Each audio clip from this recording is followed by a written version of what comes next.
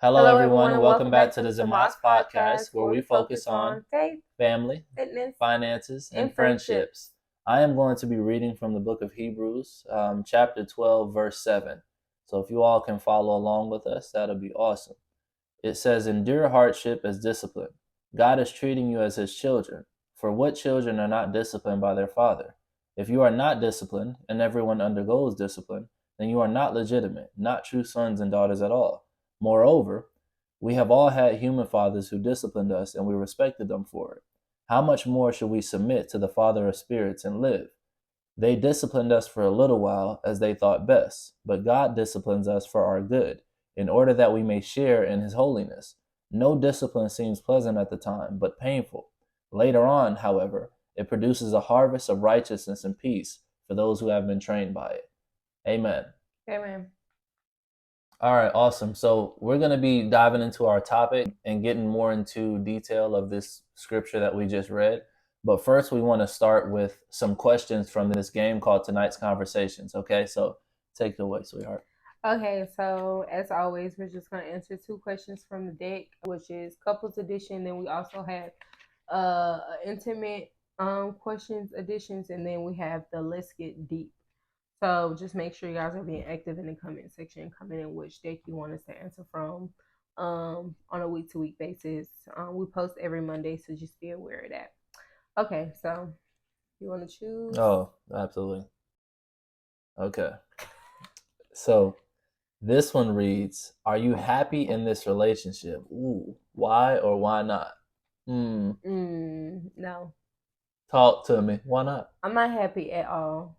Why I not? am extremely happy. Oh, Ooh, I am extremely happy though. Like you fulfill me in every way, mentally, spiritually, physically, sexually, like every aspect. I'm fulfilled.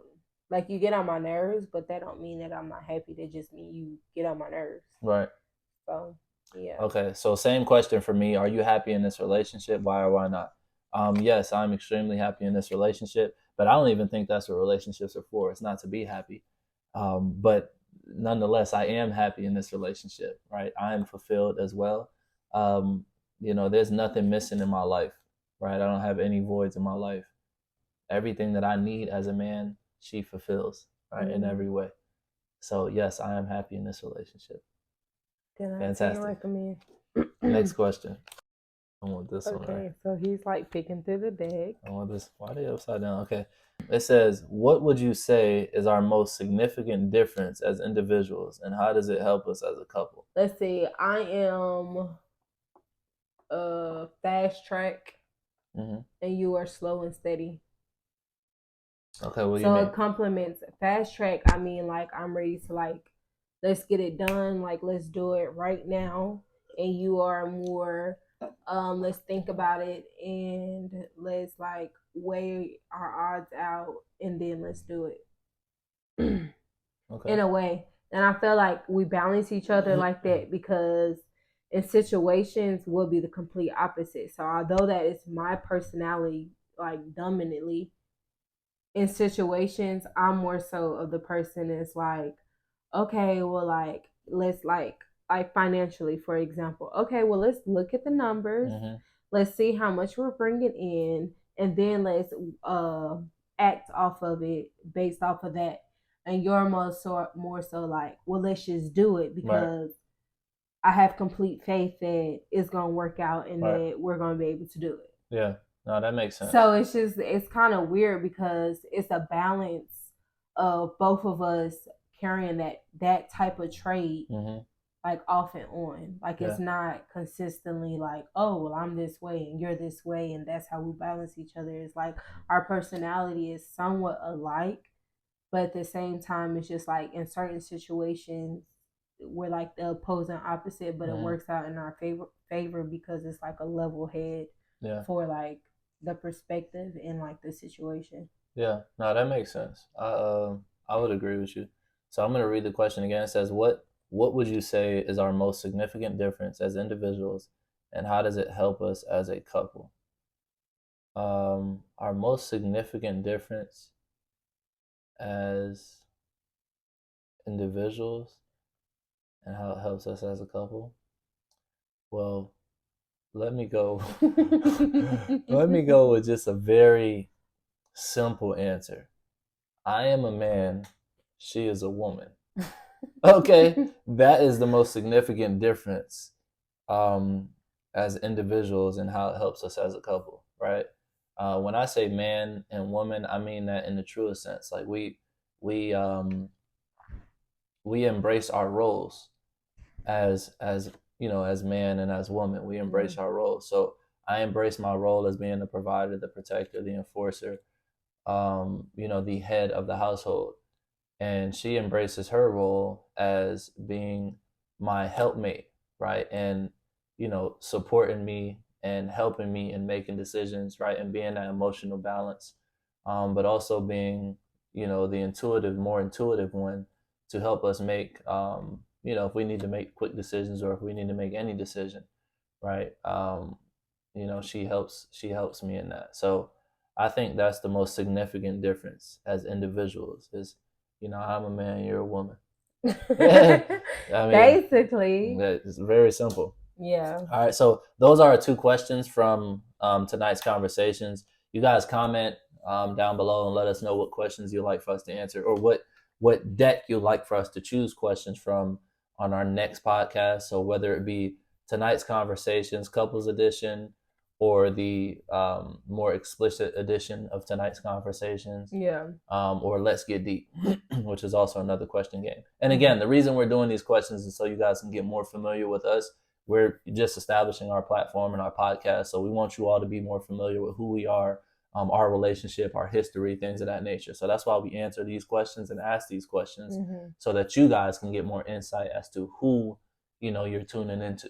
All right. So diving into our topic for this week, which is going to be the role of parents, right? Just going back to the scripture that we just read, it placed a heavy emphasis on discipline. So I'm going to turn it over to my wife because we're going to more so do like a a Q&A, right, with each other, and just get some insight as to our perspectives on the role of parents and how we feel about things. So what question do you have to ask me, darling? What I have to ask you. Okay. So what trait do you feel like growing up affected you? Or what trait do you feel like affected you as far as your parenting style? Um, Trait, I would probably say, I don't know if this is a trait, but spiritual awareness. Mm-hmm. I don't necessarily know if that's a trait, but growing up, my mother shielded our spirit big time, right? Me and my sister. I grew up with my older sister, Ashley, and she shielded our spirit from a lot of stuff. So there are a lot of things that I wasn't able to watch. Yeah. There are a lot of things that I weren't able to engage in as a child, and that really shielded my spirit, man, and allowed, like, it instilled the fear of God in me at a very young age, right? Without even having a full understanding of what God is. Mm-hmm. My mother shielded my spirit and protected, my spirit, man, from getting, too deep into the world, right? There was a lot of things that I was afraid of because of, I just understood consequences, right? I wasn't necessarily um, sleeping with a bunch of different women. I wasn't, engaging in, um, you know, dangerous activities, right? I wasn't doing nothing with guns. I wasn't had no gang activities. Like I wasn't fighting. I wasn't really a bad kid. I was very busy, but I wasn't a bad kid, and it's because of the fear of God that my mother instilled in me, and she protected my spirit big time. So I think that is the trait, if that is a trait, that I would say helped me. Spirituality. Yeah, helped me in my parenting. Yeah. Or Big my time. development as a parent. That's Yeah, good. yeah. It's So important. absolutely. So the question I have for you is, what do you think is the most important thing that a parent could do for their child in their development process, like, from them growing from, adolescence to teenagers to adults? What do you think is the most important thing they can do? That's a good question. Yeah. Honestly, I feel like to listen and to be there. Like Okay. most of the time, I feel like, especially, it's just like whenever you're, you know, being an adult and you have children, we forget so much what it's like to be their age. Mm-hmm.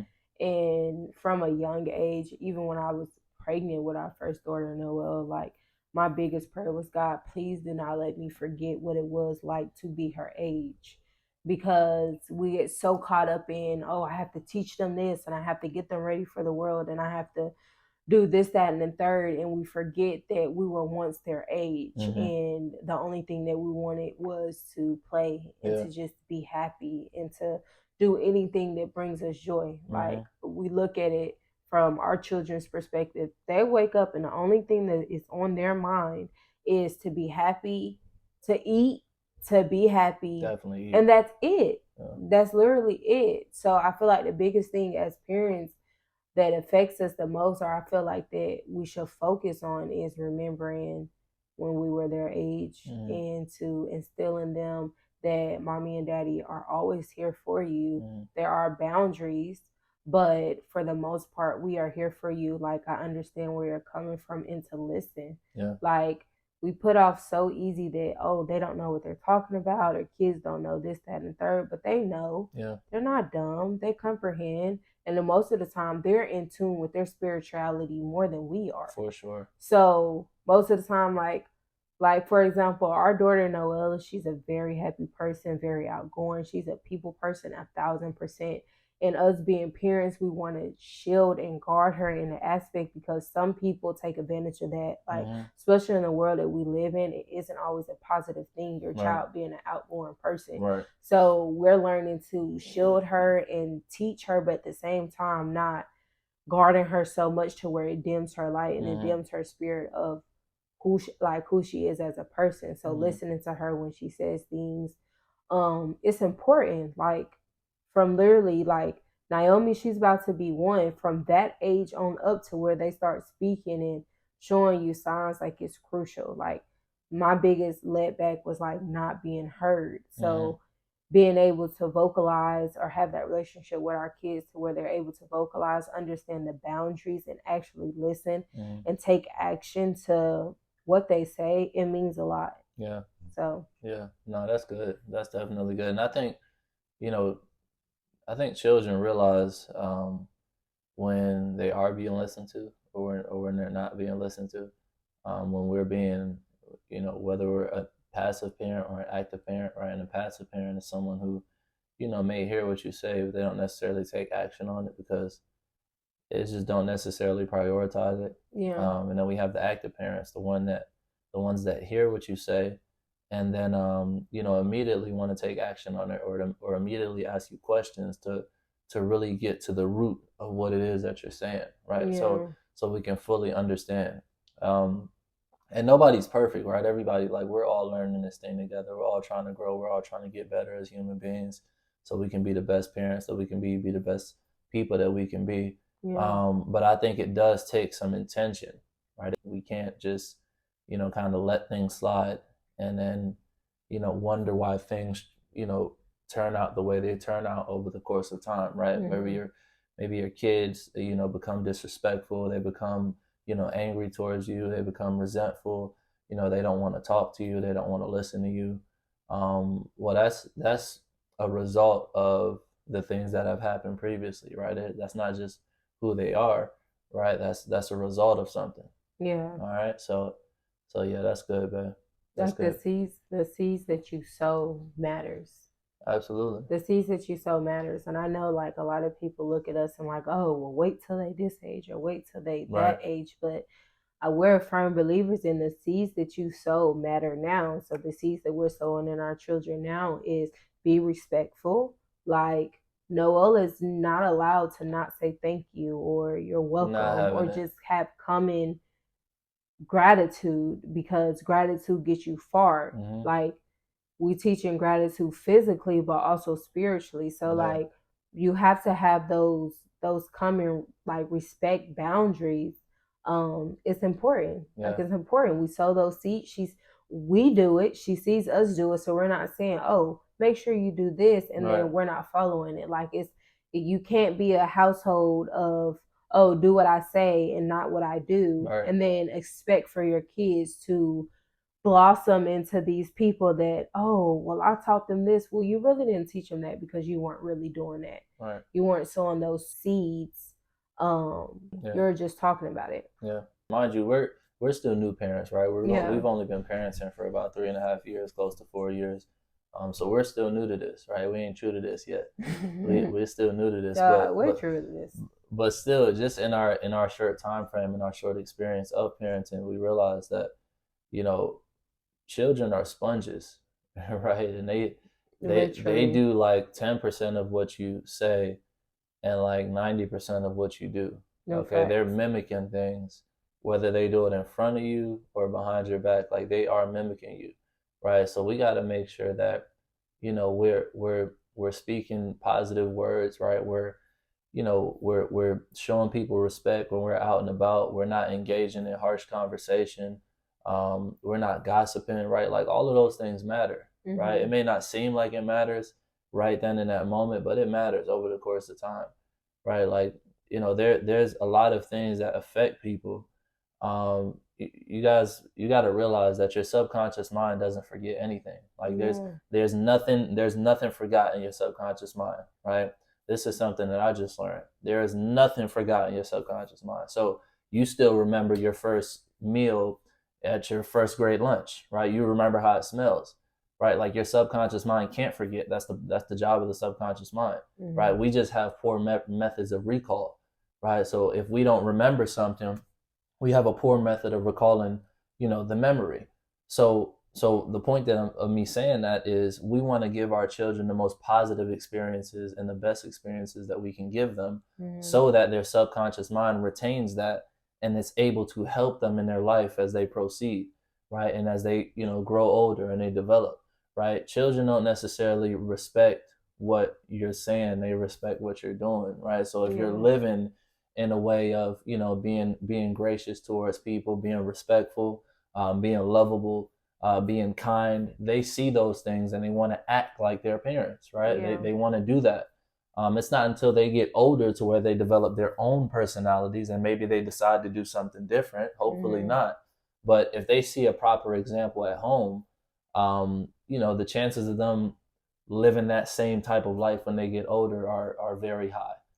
But even if they do something different, it's like as long as you're doing something different and you're still respectful, right? That's okay, because we have to realize that sometimes when our children divert from necessarily what we've necessarily taught them, it's because their job and their purpose on this world is to break certain things off that we haven't, right? Or break certain things off of the family that me or my parents or their parents haven't been able to do. So you have to allow them room to grow into it, to branch off into that.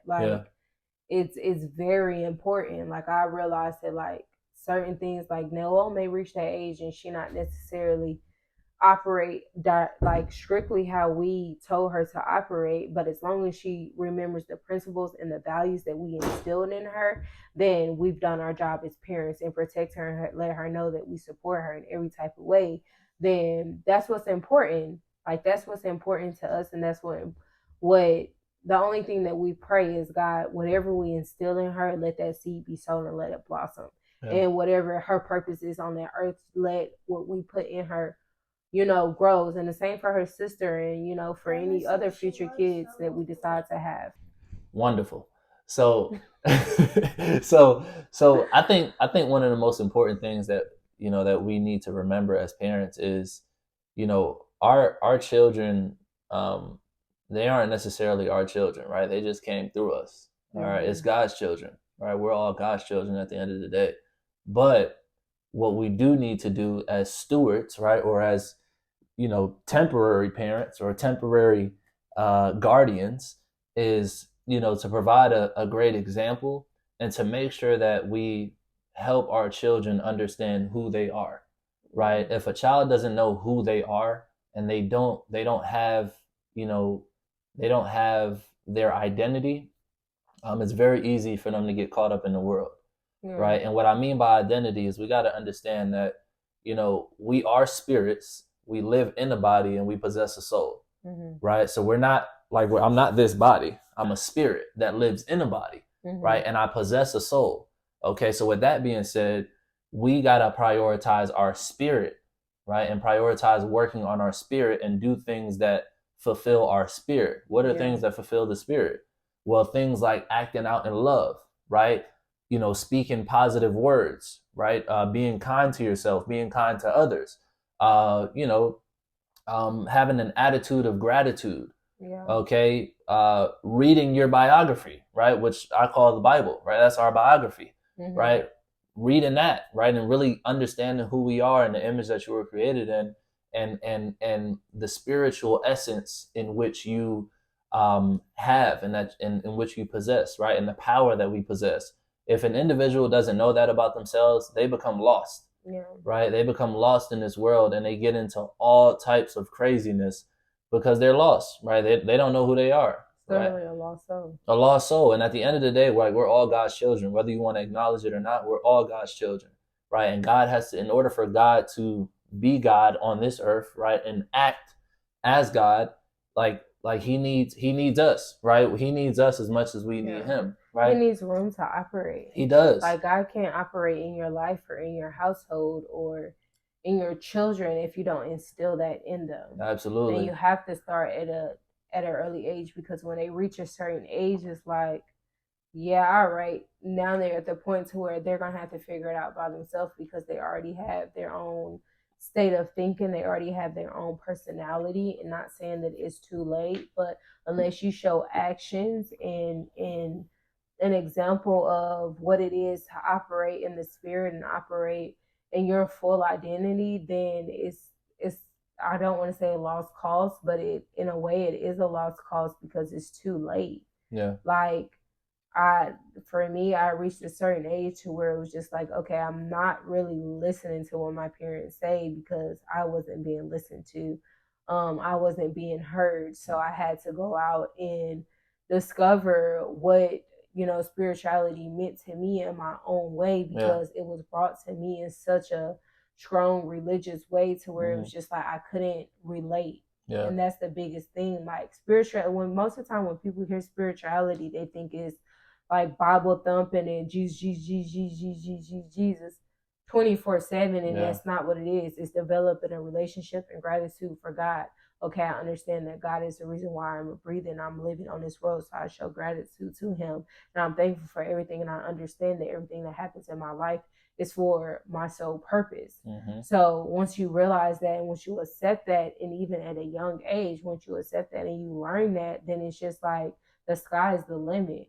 Like like there's not like, yes, you'll have your good days and you'll have your bad days. Not saying that you won't be, down or depressed or anything like that. But when you instill that into your child and they know that for a fact, there's no wavering from it. Yeah. Like that's one thing that I can say about my parents. Like God has been instilled in me since I was a child. Yeah. Like from every situation that I went to, God has always been the foundation of wherever I went to. Yeah. So I knew that that's necessary. That whatever I went through, and I've been through so much, like whatever I went through, I knew that I could come out of it because God is my firm foundation. Absolutely. Like, or that song when people say firm foundation, like no, God is my firm foundation, and I say that with like the most uproot and humblest way that I can. I know that I can get through anything. Like nothing is going to bring me down because I have that firm foundation. And that's why we feel that like just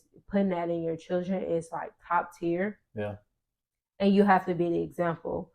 Like Noel knows that early in the morning, if daddy's not at work, daddy is in the office, he's praying, he's reading his Bible, he's like working on his spirit, man. She knows that. And what does she do? She come with her little book. Like, I'm ready to read. She knows that. Same with me. I'm listening to my music, my worship music. I'm praying. I'm she knows, like she gets in the act. Even Naomi, she gets in the act, and I'm using our children for example because to make it relatable, like we're not just talking about it, we're actually walking in it. Despite Right. your child's age, like it's still relevant and it's important. Yeah. Yeah. So you know, we feel that just to piggyback off what you were saying, but like if you don't have a foundation, right? Just think about the example of a house, right? If a house has a crack in their foundation, or the house doesn't have a foundation, it can't be built, Yeah. right? Or maybe it'll be built, but it won't last for long, right? So if your foundation isn't rooted in God, right? If your foundation isn't rooted in your faith, if your foundation isn't rooted in spirituality, um, you're gonna have a tough time. Now, everybody has a tough time in the world, right? The Bible says in this world you'll have tribulation, right? It says that in the Bible, but the people that have faith in their Creator, the people that have a relationship with their Creator, they're able to outstand, right, or outlast those tribulations. The people that don't, they sometimes can be broken, right? Mm-hmm. And life can end very easily. Yeah, life can end prematurely. They can go down a very bad path and never return, right? So it just all points back to knowing who you are and being in tune with your spirit, Yeah. and having your foundation set and established. And as a man, I understand the importance of my role, and knowing that it all starts with me, right? It starts with me and it trickles down. It's again, I said it on our last podcast, right? It's God the Father, then it's the father in the household, and then it's the wife right next to the father, right? And then it's the children, right? So I'm supposed to be the one to get orders from headquarters in order for our family to function the way it should function, right? And I have to relay that message to my wife so we can both, have an understanding of what we need to do and what we need to accomplish, and I can get her insight. That's how it should flow. Yeah. And if it isn't flowing that way, then there's a crack in the foundation. It's discord. Right? And some people may not like it, right? Some people may think it's that's tradition, that's what y'all say, or that's what we say. But I mean, that's just the way it is, right? That's the way the world is set up. Yeah, the proof is in the pudding. That's the way the world is set up. So it doesn't matter if you like it or not. You just got to get with it. And if you don't get with it, well, you'll see eventually that the consequences are going to come back to bite you. Yeah. Right? They always do. You reap what you sow. That is so good, babe. So I got a couple questions to ask for the audience. Let's see if you guys are active. What are some things that you feel like you can improve on as a parent? You guys comment down below, but I'm also asking you that question. And this wraps up like the questions as far as this podcast. So what are some things that I can improve on as a parent? Yeah. I can say my patience, my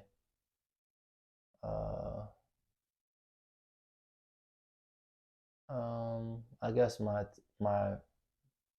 what else falls in line? I was gonna say my temperament, but that falls in line with patience. I would say patience is probably the biggest thing, right? Which is a constant work in progress dealing with children. Yeah. It's a whole different beast dealing with children. Like you got to say the same thing over and over and over. All day. And over and over and over and over and over and over again. All day. All day. So patience is probably the biggest thing. Everything else I feel like I can improve on.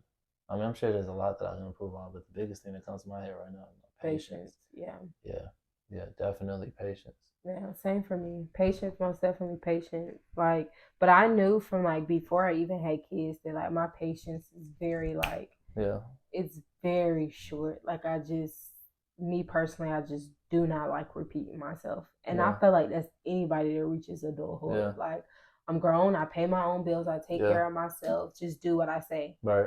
That's it. Yeah. But it's a child. Yeah. Like, they're new to this world. It's not just do what I say because it's, well, why do I need to do that? Right. And why can't I do it this way? Yeah. Like, the oven is hot, but I want to see if it's hot. Right. I don't want to touch it. Exactly. And as a parent, sometimes you got to be like, all right, you're going to have to touch it to see it. Because I done wasted my breath about 700 times. And I done shielded you so much from touching that oven, and I know it's hot, but you don't know that. But as a parent, sometimes you have to release your hand and let them go and touch the oven to see if it's hot. Yeah. And just sit there and just watch it and observe it and let them know, okay, well, I'm here. Yeah. I told you it was hot. Come on, stick your hand in this cold water, get this ice, and I'm not gonna tell you. I'm not gonna say I told you so, even though in my head I'm saying I told you so. Even though I'm saying that, that's not what it is. Like, I feel like that's what parenthood is. It's a game of, at certain situations, I can shield and I can protect you, but certain situations, I have to let you go. Yeah. And that's what God does to us. For sure. Certain situations, God gives us free will. Okay, I'm going to let you go and do this. But here's option A and here's option B. Yeah. If you do A, you won't have to go through A through D. But if you do that, you won't have to go through D through Z because you decided to take the hard way. Right. You know, so I think one of the most terrible things you could do as a parent is tell your child that, do it because I said so. Now, when they're like toddlers, then that's okay, right? To tell them, like, you do it because I said so. You know what I mean? Like, it's when they're toddlers. But when they start to get old enough, like age 5, 6, 7, 8, when they really start to understand and they can grasp concepts, you saying do something because I told you so, that's terrible parenting. It's not justifying anything. Yeah, they're going to rebel every single time. Every single time. That's terrible parenting, right? We really have to, and it's not them being disrespectful. It's when they say why, it's they really want to understand, right? They want to understand, all right, well, Dad, you're telling me not to do this. Well, why can't I do that? Like explain to me. Yeah. Well, like what's the effects of me doing this? Like, what's wrong? Your life experiences literally will help your children grow. Absolutely. But because you don't want to express, or because you don't want to come up outside of yourself and explain to them, well, this is why I told you not to do this, because I've experienced X, Y, and Z. That's why. Right. Or, oh, I don't want to tell my kids this because they might hold it against me. You need to heal. Yeah. Heal and grow from that. Yeah. And even if they do, they have to heal and grow from that. Absolutely. They have to learn from that. But for you to put that out there and for you to sow that seed, okay, well, I told you not to do this because I've experienced X, Y, and Z. And it's not saying that what happened to me will happen to you, right, but just so you have that awareness and for you to know the possibility that could happen, that's why I told you that. For sure. And sometimes that's all it takes. Yeah. Like, sometimes that's all that it takes, and your child won't go on the same path that you went. Yeah. Like, it's certain things that they're going to do and mistakes that they're going to make that they're going to be able to prevent their child from going through that. Yeah. Like, absolutely. The same position that you're in as a parent, they're one day going to be into it if they decide to have kids or whatever. So it's important. It's important to be that example. It's important to sow those seeds, and it's important to listen to them, and it's important to act on whatever they say that they want to do. Yeah. I think, in our conclusion here, I want to say that it's important that we understand our role as parents and what we expect of our children, and know that God looks at us the same way. Right? God looks at us the exact same way. I just put this on my Instagram a few days ago, and we'll put our Instagrams above our heads. But, God views us the exact same way. The same things that you expect of your child, the same demands that you have of your child, the same way you want your child to operate in life, God wants us to operate that same way, right? Our relationship with our children is a mirror of God's relationship with us. Yeah, and right? Even greater. Even greater, right? Because his love will never go anywhere, right? Never, right? And I know a mother's love is unconditional. I don't necessarily know if a father's love is unconditional, but I know a mother's love is different, right? Because the baby came out of them, right? Yeah. So they have that forever connection. But a father's love, maybe it's unconditional, maybe not. I don't know, right? I'm not too sure. That's still left to be proven, right? But the point that I'm making is there's nothing that we can do to escape the love of God, right? So it doesn't matter what you have going on in your life. It doesn't matter who you are or who you were in the past. You can always come back to your Creator, right? Ask for forgiveness and, go about and change the way that you want to approach life. But that same situation is the same way that we should have our relationship with our children, right? If your children, you raise them and you treat them a certain type of way and you show them how they should be living their lives and you treat them with respect and you're kind and all these things and you live as an example and they grow up and they go out and they're just wilding out, right? And you can't seem to understand it. Well, you're not necessarily going to condemn that child. What you're going to do is you're going to want them to come back home. Not literally, but you're going to want them to come back to how they were raised, right? And how you brought them up, right? The values and principles that you instilled in them. You're going to want that for them, right? You're not going to want to condemn them, right? And say, hey, listen, hey, I'm done with you, right? That's not how you're going to treat your child. You're going to want your child to get back to their roots. Always know they can come home. Always know that they can come home and get back to their roots of who they are and who they are. God treats us the same way. God knows that we are spirit first and we are a descended spirit of the one spirit, right? We're just an extension of him, right? And he knows that we are light beings and he knows that we can be good and we can live in love. He knows that, right? And when he sees us act in a certain type of way, right, there are consequences for those actions, right? But still, at the end of the day, there's infinite love, right? And God just wants us to come back to source. So we should treat our children the exact same way, right? Have those high expectations for them. Know that they're going to go out and do whatever it is that they want to do, because they have to fall on their heads and experience. Yeah, they got to learn themselves, right? They got to experience themselves. But at the end of the day, you know how you brought them up. You established that foundation.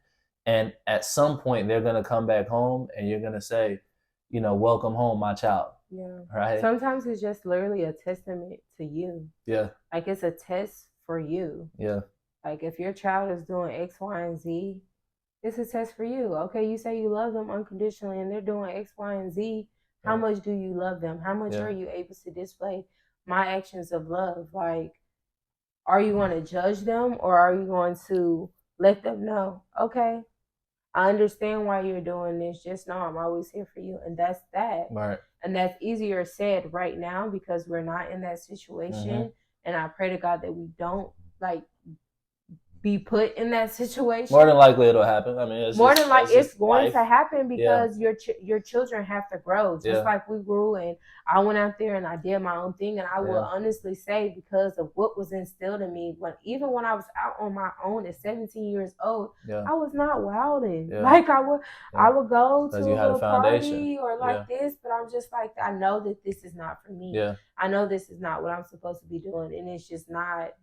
I enjoy certain parts of it, but like behind closed doors, it was just like, okay, like, that was cool or whatever. But like, what really was the purpose? Like, what was the point? I could have been doing so much more than whatever it is that I decided to do that night. Yeah. Like, so. People always go back to their roots. You have to go. You're like, your foundation means so much. Like, if you don't know anything else from this podcast, is that you have to have a foundation, and whatever your foundation is, lay on it, lean on it, depend on it, grow from it, and it's not going to lead you astray.